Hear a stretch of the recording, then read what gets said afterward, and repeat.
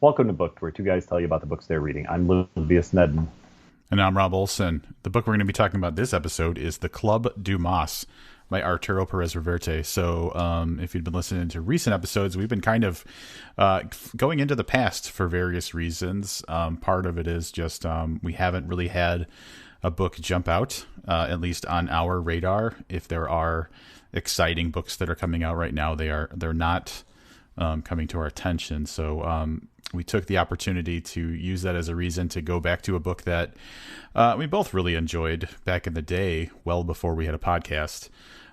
So yeah, Club Dumas, Arturo Perez Reverte. I'm going to tell you a little bit about the author really quick. He is a Spanish novelist and journalist.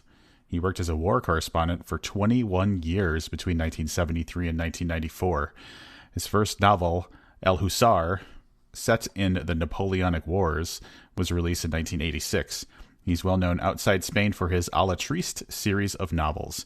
He is now a member of the Royal Spanish Academy, a position he has held since 12 June 2003. So the Royal Spanish Academy, I looked really quick on his Wikipedia, is like this organization that the goal is to preserve the Spanish language, apparently. So that's pretty cool. Interesting. I'll be honest. I don't know if that means more in a literary style, or I guess I wasn't aware that the Spanish language was in some danger.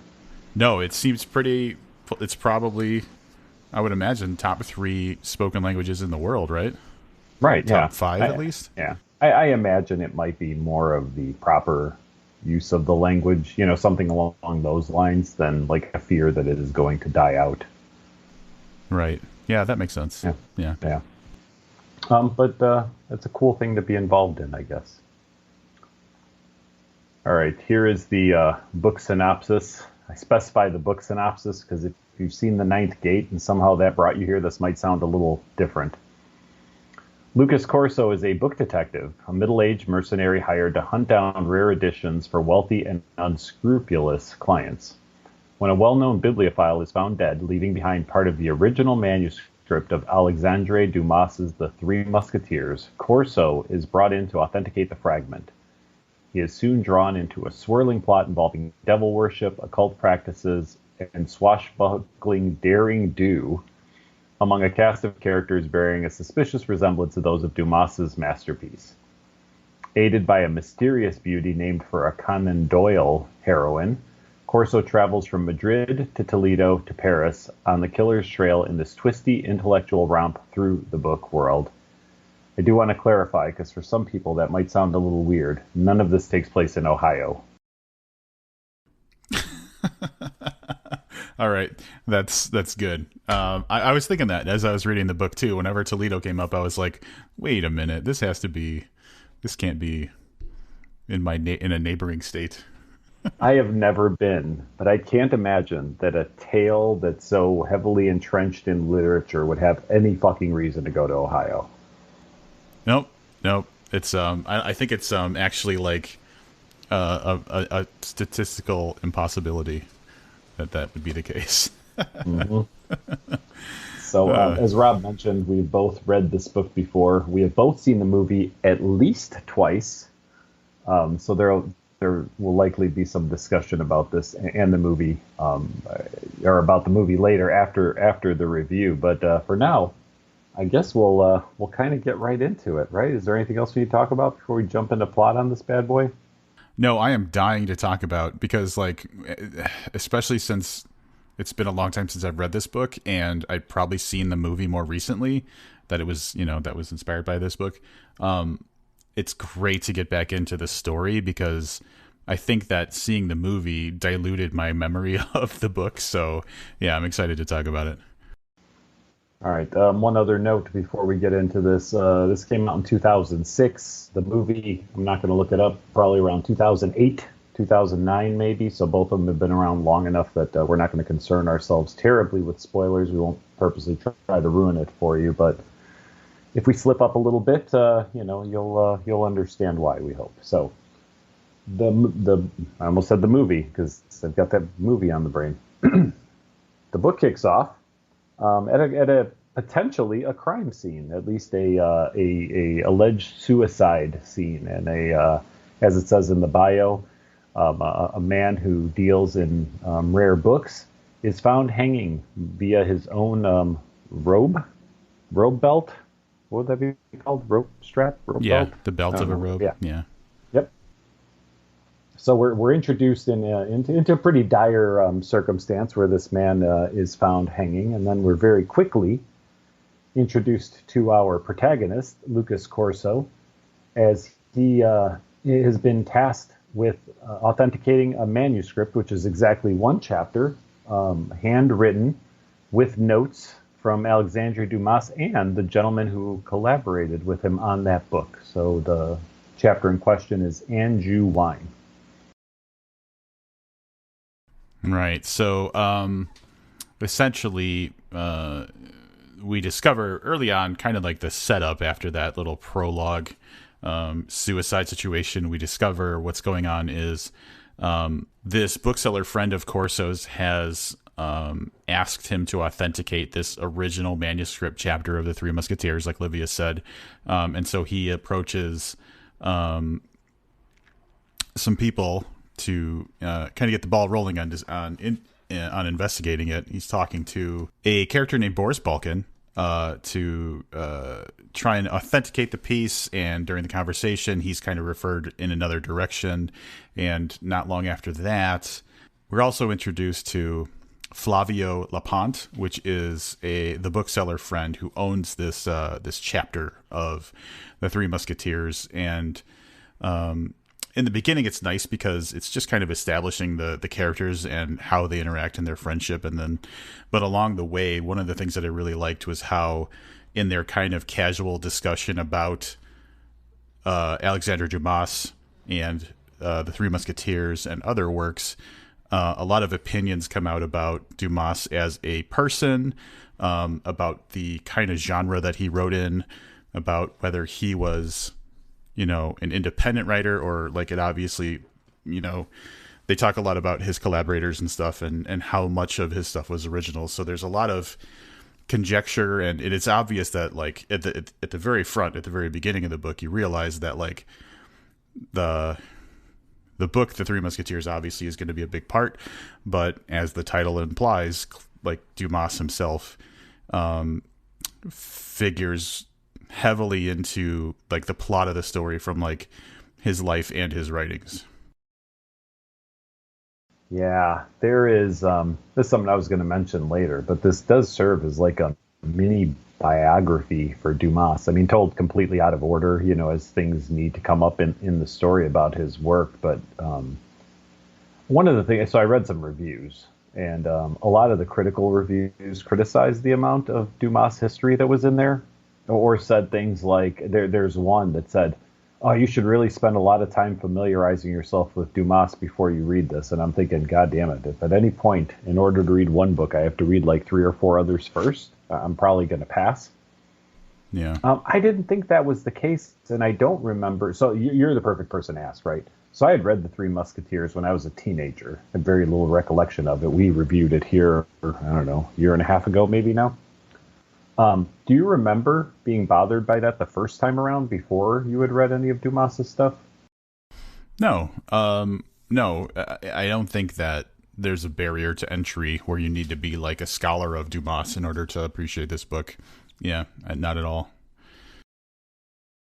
So jumping back into the plot, one of the reasons that Corso could take this project on inexpensively for his friend is that he is being approached by another person, Varro Borja, who also has a sort of authentication job of sorts for him to do. So Varro is very much into books that involve the occult and devil worship and treatises on the devil and things like that.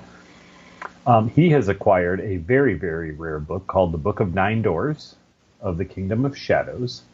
And it is believed that there are 3 copies left in existence, and he has acquired one of the 3. And he has tasked Corso with going and comparing them and perhaps even acquiring the other 2 copies.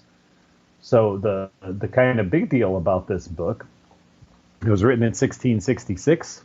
Allegedly, the prints that are in it, the woodcuts that were used to make the printings of the book, were made by Lucifer himself. And it is believed that this book can give you the power, or gives you the directions on how to summon the devil himself. Yep.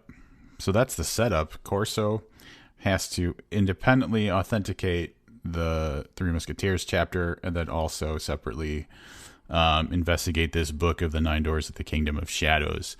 Serendipitously, the person that he needs to see about the Anjou wine chapter of the Three Musketeers is in the same place as one of the copies of this book that he needs to look at is. So he tells his friend Flavio he's going to research the Anjou wine, the authenticity of it, gratis, because he's kind of going there anyway. And this Borgia guy has kind of like an open checkbook, no expenses too much. He's very driven to get what he wants, and sparing no expense. So that kind of sets him off on his adventure. But there are some other characters as well, I think, that it bears mentioning at the beginning of the book. We saw the suicide of Enrique Telfer. That was that prologue thing. His surviving widow is Liana, who plays into the book as well. Yeah, she's from pretty early on, we're able to determine that she may have not been the most loving wife, but she suddenly becomes very interested in the Anjou wine as well. And I mean, this is really where things for Corso go downhill, because he's got this Liana, who's very interested in reobtaining this chapter from the Three Musketeers. There's a character who, for the sake of the book, is named Rochefort. I don't know how you'd say that. I'm not French enough. Who is actually, kind of named after a character in the Three Musketeers. And I think some of that, becomes pretty clear through the synopsis, that there are people involved who bear striking resemblances to other literary characters. And finally, a little bit later on in the book, we're introduced to Irene Adler. For anybody who sounds very familiar to, you may have watched Sherlock, or any of the other Arthur Conan Doyle adaptations.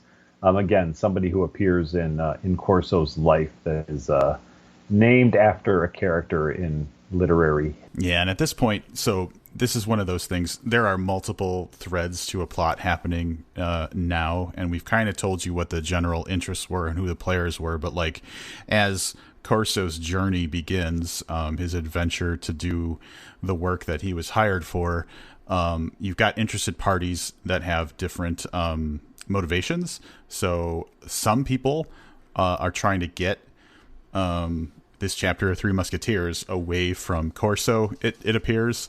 It seems like there's similarly some intrigue around the Book of the Nine Doors of the Kingdom of Shadows. And so as he gets deeper into his role of what he has to do for the people that hired him, things get stranger and more dangerous and more suspicious. Irene Adler, the character, also referred to as the girl in the book that Livius mentioned, it's really unsure at the beginning what she's doing there, because she's a really vague character who just kind of seems to show up in times where Corso needs some help or direction, or just as a person who's observing. But then there's like the other characters who are seem to be working against him, are Telfer and the Rochefort character. So, and then Flavio is just his buddy he's working for, and then Balkan and Borgia are in the background, influencing from afar. But it seems like the main conflict, at least in the beginning, as things start to unfold, is Corso versus Telfer and the Rochefort character, with this girl just kind of enigmatically appearing from time to time. Indeed. I know we touched on it a little bit before, but literature is the other character in this, right? So we have these two parallel stories running, one around the Nine Doors book, one around the Angie Wine chapter. But we're introduced to some other characters, and none of them are major characters in the book. But I really like the fact that every time he introduces one of these characters, we learn a little bit about literature, people's motivations around it. So the first group and probably my favorite in the book are two twin brothers who restore and repair old books, but they might also counterfeit old books. And the chapter with them is absolutely one of my favorite things in this book. Yeah. And that brings me back around to just how much there is a discussion about literature and books in general. Like the Sinisa brothers that Livius is referring to do a wonderful job of talking about antique books or old books, and also how much energy and what a costly endeavor it is to do forgeries. So there's a great conversation around that, but practically the entire time characters interact, there's always either discussion about authors, about literature, or like with the Sinisa brothers specifically, like the actual process of bookmaking. And I'll agree with Livius, that whole conversation was totally fantastic. So if you're the type of person who likes to have like a heavy presence of talk about books and authors in general, this is going to be just total catnip for you. And then there are a couple other collectors, and kind of the same thing. You kind of get to look at different angles on what makes books important to people. And look, the story in this book is a detective story. You know, somebody has set out on two separate, missions to figure something out. I think if you took out all of the literary devices that are put throughout this book, so the biography of Dumas, the kind of history of bookbinding, the reason people collect and their love for it, I think you have a slightly less quality book, although the story itself wouldn't change very much. Does it make sense how I'm saying that? Yeah, I'd agree. Yeah. That being said, this is probably where we'll get into when we talk more about the movie on some of the reasons why some people aren't big fans of the movie. Other than that, I don't know that there's a whole lot else to talk about. I mean, the plot unfolds as plots unfold, and we're brought to a conclusion eventually. He's not wrong. That it absolutely happens. Yeah, I would say beyond that, like the general trajectory is, it's. I'll agree. There's a very heavy detective thing, but there's like that. There's a general tone of like dark forces working against the protagonist. But he has to figure out, the detective part is he has to figure out what's going on and why, but also kind of still do his job. So there's there's the whole idea of he's got a book that's supposed to be able to, raise the devil basically, but also that kind of intrigue around the Three Musketeers. So what I will say is it is a well-paced and compelling story that keeps driving you forward. It's kind of dense. Like I feel like, it does read. It's pretty heavy to read, but there's always something going on, and I feel like it threads pretty well together, the different plot stuff. But yeah, just super interesting. I'd say that the literary focus stuff does end up being the stuff that carries you through the story more than like the action of the book, if that makes sense. Absolutely. I do want to mention there is a little bit of a maybe not so much the way I was going to put this, like a Dan Brown element to all of this, and that is the book of the Nine Doors. Although it is a fictional book that it's based on, there is a mystery like inside these three copies that it is something that's enjoyable to unravel. So it's not, there's him trying to authenticate it, but then there's things within the book itself that play a role in that process, that authentication, and in the story in general, which was done really well, I think. Yep. And like just kind of a general feel of like a historical fiction type of thing, because it does look back on historical literature. And then also, like, we haven't mentioned this yet, and I didn't really think about it too much in previous readings, but Lucas Corso has a real fascination with the Napoleonic wars, and like he's very pro Napoleon, and so there's filtered throughout is just real deep kind of dives into specific battles from Napoleonic Wars. So that was an interesting touch. It was an interesting bit of characterization for the main character, which I don't know if it didn't really, I don't think had any real impact on the overall story, but again, more of that kind of historic vibe, if that's the type of thing that you're into. All right. Anything else we want to say about this one before we go into wrap up? No, but I think that it might seem that we're not talking a ton about this book, but I feel like once we introduce the discussion about the movie, we're going to talk more. And so I have no problem going into wrap ups, because I feel like the discussion about the story isn't over. It's going to be in contrast to the movie that some stuff comes out. Do you want to go? I will go.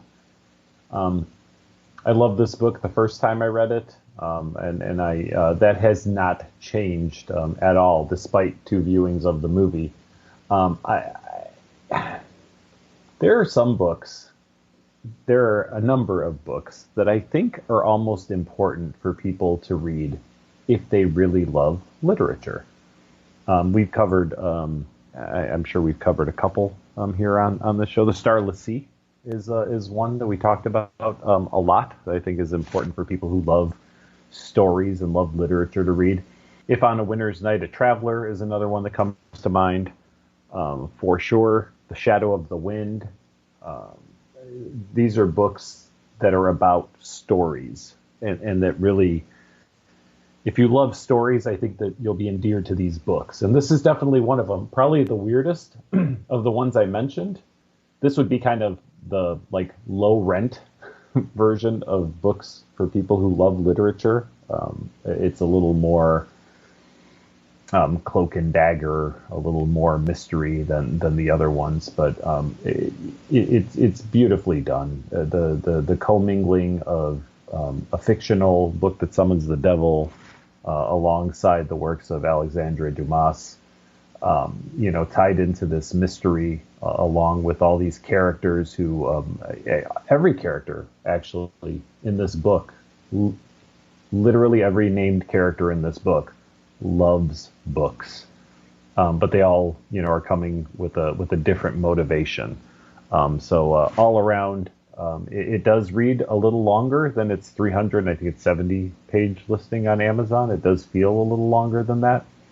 But that's all I can say. If you love books, if you love stories, I definitely recommend you pick this one up. My overall rating for this one came out to an 8.88. All right. I'm gonna echo that one sentiment. I've been thinking a lot lately about, and I haven't looked. I'm sure there's lists out there. But I was thinking about compiling kind of my own list of like books for book lovers, and this was one of the obvious ones. On the topic of the low rentness of it, I think it also makes it an easier like entry point for some people who aren't like heavy literature people, but like have that book love kind of thing going on. But here's what I'll say about the book in general.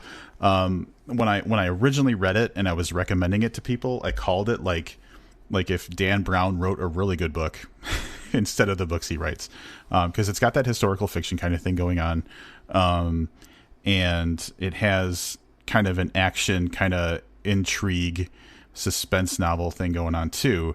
But the big draw for me is the fact that it makes books mysterious and magical and special, and that always wins points with me. Other points are just for the fact that like it is really strongly plotted. It's a very well plotted book. I believe the characters are developed very well. So like if you break it down into the individual pieces that we usually judge off of, like I gave it 9s for almost everything. I can't find kind of a weak part of the book in general. The story's good, and the way that everything kind of plays out in the end is very satisfying. So structurally, it's a great book. It plays on that book lover part of me, and something that I didn't mention yet, I don't think we mentioned yet, is that this was originally written in Spanish and translated. So this was written not in this language originally, and it was translated to English, like obviously the edition that we read. So there's always that, I guess, I don't know firsthand about doing translations, but I have to imagine that there's the concern that the intention of the story could get lost in the translation.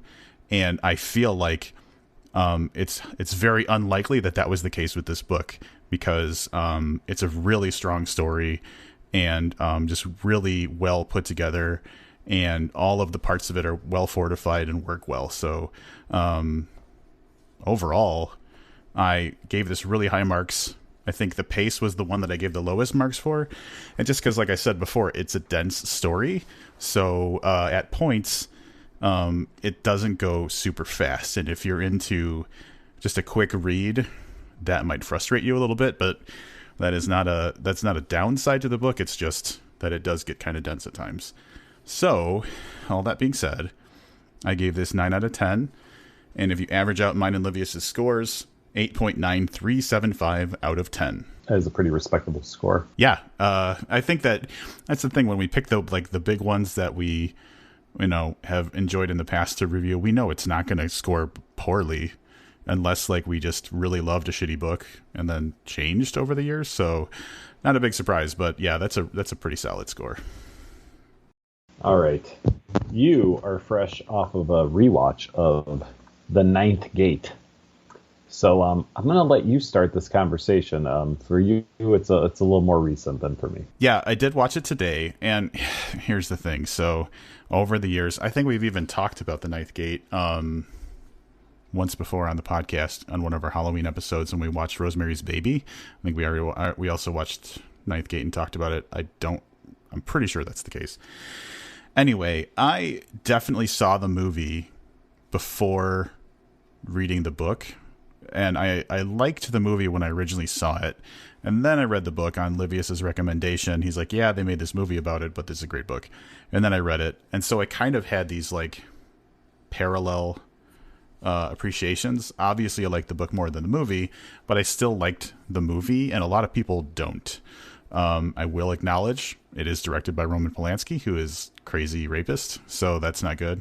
But I do enjoy the movie, and for the longest time, I'd seen the movie more than reading the book, and so it's nice to kind of get back to a present day contrast of the two, because even on Perez Reverte's Wikipedia page, when it's listed as a movie that's an adaptation of one of his books, it says very loosely based on the Club Dumas, and when you look at it, it basically takes the skeleton of the story and strips out all of the Three Musketeers Dumas stuff and just does it all about the Nine Doors of the Kingdom of Shadows, and just takes that one storyline and makes it that. So in a way, it's like a stripped down version, even though it's almost 2.5 hours long, which is kind of crazy. It makes sense. I guess I didn't know that you had seen the movie before reading the book. Because I was wondering to myself, would I feel differently about that movie if I didn't have the source material really fresh on my mind? It was probably a year between the two, and I'd really liked the book a lot, so I looked forward to the movie quite a bit, and that didn't work out in my favor.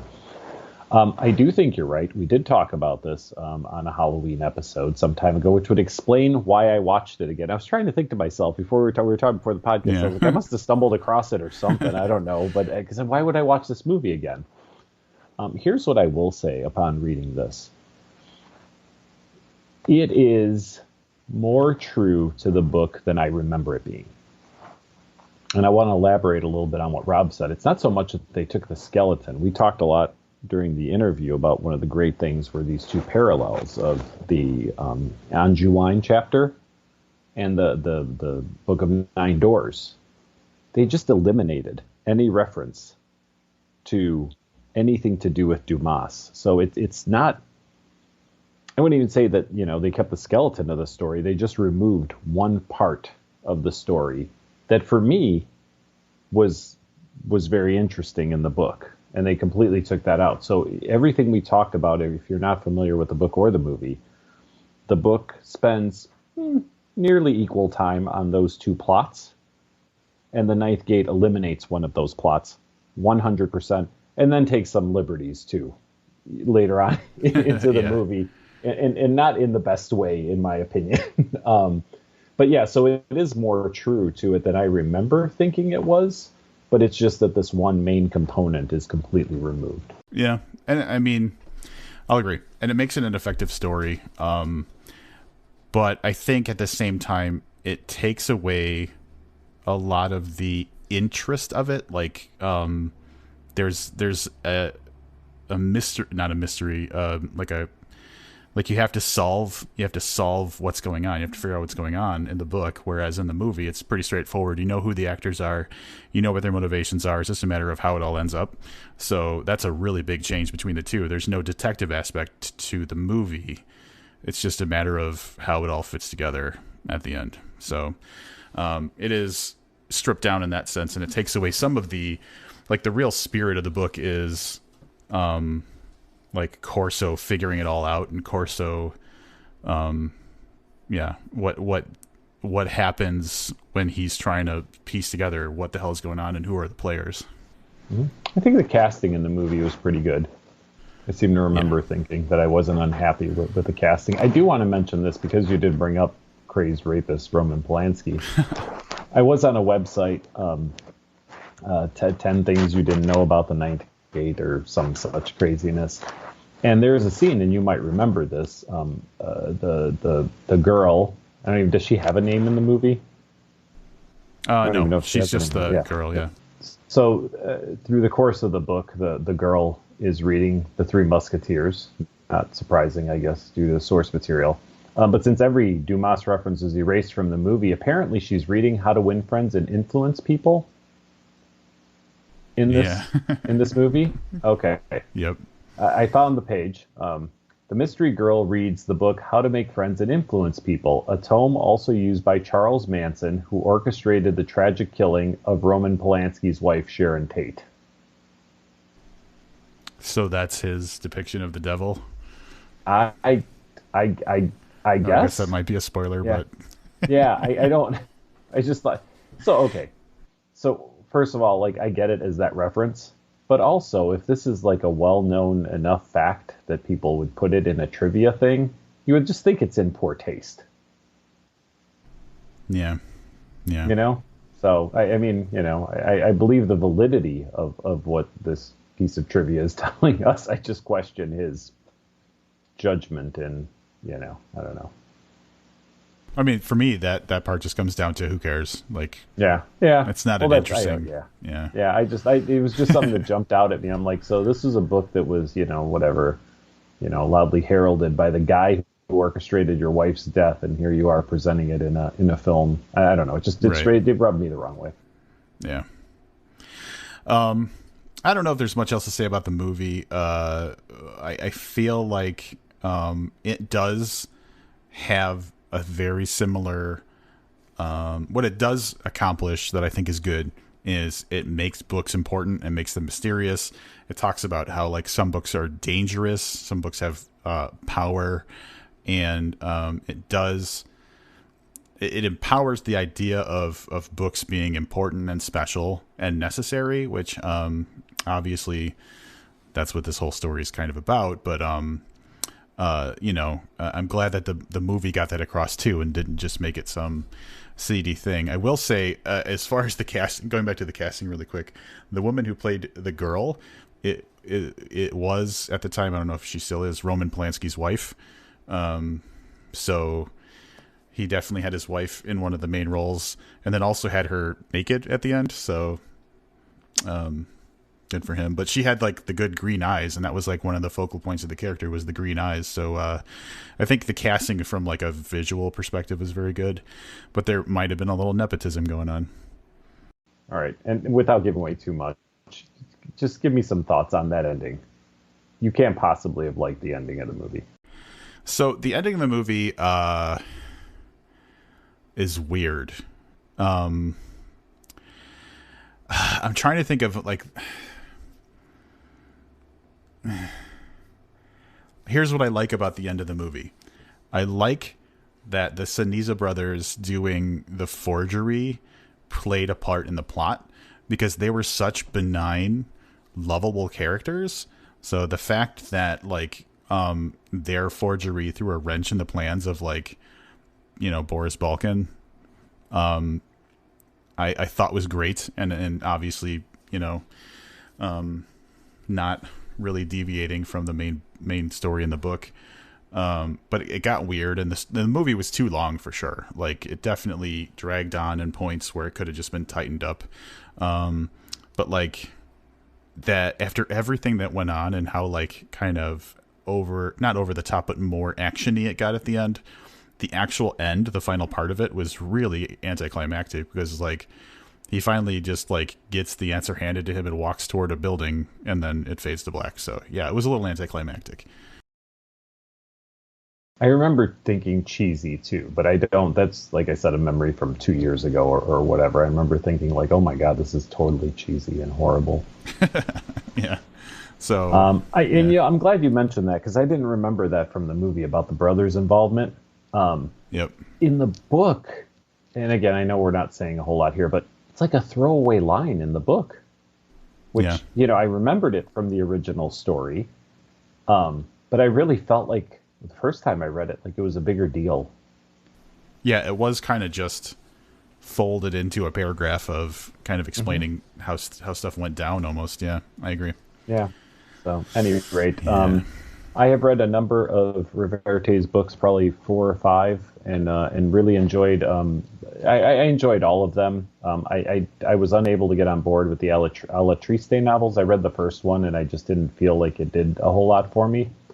I don't know if that would be worth revisiting. It was kind of Three Musketeer-ish, wasn't it? If I remember correctly. Yeah, he's a captain in an army, and there's all this intrigue and stuff going on. And I think it takes place during a specific Spanish war or a Spanish wartime. So yeah, it's got that like that type of swashbuckly kind of stuff going on. Yeah, maybe that's something I should revisit. Maybe I was just in a bad mood the day I read that. But I've liked everything else I've read from him. So I would say if you want to check out, what is likely one of Spain's finest writers. I don't know that for a fact, but at least likely the best known one here in the States. Definitely check out some of his work. Fencing Master was really good too. Yeah, I'm looking at a list right now, just kind of recounting the ones that I have read. In no particular order, I did read The Fencing Master, and it's fantastic. It is, just really well written. Flanders Panel actually is one of the better ones, and that's got more of that Dan Brown type flavor, if Dan Brown wasn't a bad author. Obviously, we like the Club Dumas. We mentioned that. I read the Seville Communion, or the Sevier Communion, however you want to say that word. And that one's interesting because it has to do with hackers and like ancient biblical text or ancient art or something. I don't remember exactly. I read it a long time ago. So that one's really good. And then I read, I think, the first 4 Alatriste novels. And that's one where it's just for me, since I'm not from Spain and I don't, know a lot about like the history of war in Spain. Like it didn't like hook into me as much as these other ones, but like the one-offs that I just mentioned, if you're going to start reading Perez Reverte, and you don't start with Club Dumas, absolutely Fencing Master, Flanders Panel, or the Seville Communion are standout, really, really good books. Yep. I still think that Carlos Ruiz Zafón, better Spanish author. That's the tricky thing, because like Livius introduced me to Arturo Perez Reverte with the Club Dumas, and I was like, wow, this is a really great author. And he's the only one I'd ever really read where it was like translated like Spanish author who did historical fiction. And then my uncle gave me The Shadow of the Wind, like probably 5 years after that, and I read that, and I was like, whoa, this is another level. And I think that, like, to be fair, they're not trying to do the same thing, and one's just better than the other. I think they're like on their own paths. But Zafon just kills it. The man is just a literary giant. I did look up famous Spanish authors, and I probably stand corrected a little bit, although I haven't read any of his works. Gabriel Garcia Marquez is a pretty big deal. I'm not familiar with his work, so I can't say that from a personal level, but I would imagine that he's probably the top well-known Spanish author in the United States. Yep. All right, we talked about a book. We talked about a movie. I don't know if we have much else to talk about. Oh, I'm a social media phenomenon now. Oh, this is all right. I guess I thought I'd get us off this episode without having to relive this, but do share with the listeners. This is actually really cool. So I don't remember. Did we talk about my reels in other episodes already, or no? I don't think so. I feel like you and I talked about it right after we recorded our last episode. All right. So for anybody who's not aware, Instagram introduced recently a new feature called Reels, which is basically like their answer to TikTok. It's the exact same functionality, and essentially, like, especially right now, anybody who's big on TikTok just like copy pastes their TikToks into the Reels function on Instagram. And so, like, if you're flipping through those, it gets, and Livius probably has fallen down this rabbit hole a couple of times, it gets to be where you're like, oh my God, I've been doing this for an hour, where I'll just watch these like 10 to 30 second videos of people just doing weird shit. Like, the thing I get a lot, I don't know if you see these, Livius, when you're scrolling through Reels, where the thing I get a lot is there's these people who have these little talk buttons that they have on their floor so their dogs can step on them, like, and communicate. Have you seen this? I have not seen a lot of those. I did see one, and I thought it was adorable. The lady tells her dog, I love you, the dog's eating, and the dog turns around, walks over to this button, and puts its little paw on the little thing that says, I love you, back to her. Yep. Yeah. It's really cute. Yep. So there's a lot of those. But, like, yeah, you fall down a rabbit hole because you're just like, oh, what interesting thing is going to happen next? I get a lot of like car guy ones where it's like somebody's car racing around or doing donuts or whatever. I don't know. I think it's because I have a friend who I've had a couple of friends who've had car Instagrams that I've followed. So anyway, I think you're right about that. I get a lot of like either photography or like video editing stuff, and I follow a lot of like street photography Instagrammers and stuff. So I'm guessing it must do it based on your likes. Yeah, I think so. Well, all of this is a long-winded way of saying I decided at some point I'm going to do some reels. And it started out when I wanted to flex on the world that I had My Heart is a Chainsaw, the Stephen Graham Jones book that's coming out in August.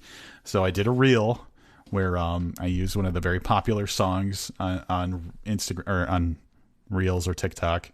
And I did a video where I panned down to show the new, and I dropped the book on the floor and the timing with the beat and everything. And it didn't get a lot of action. But then we were reading Contortionist Handbook for the previous episode. And so I wanted to do a reel about that. And I did a reel about that. And it got like, in the first 2 hours, it got like 1,500 views. And I was like, well, that's it. I've gone viral.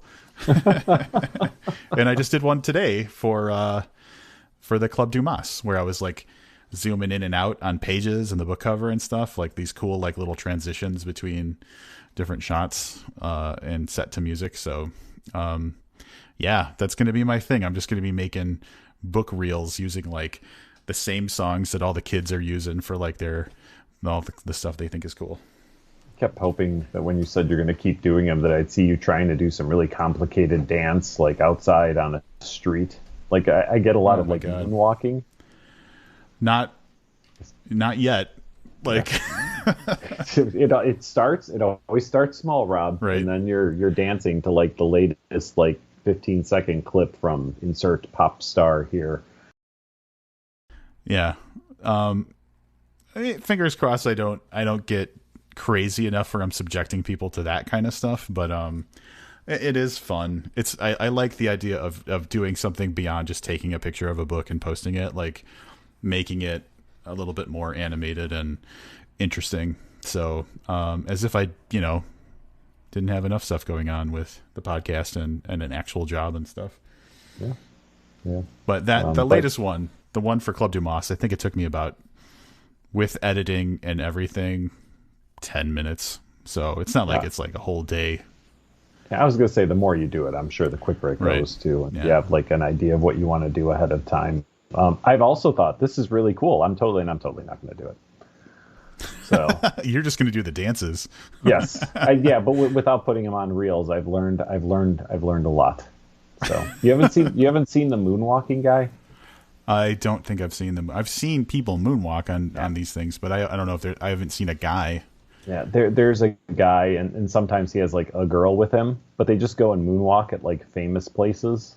So they did a bunch in Vegas that I saw, and they're, I don't know, it's a little hypnotic watching them. So moonwalking in 2021, that's exactly what I thought was going to be like a big thing in my life. 10 years ago, I was like, I wonder when moonwalking's coming back. It's got to be any day now. But it took a little longer than I expected. It's here. I don't think that's exactly what we meant to talk about.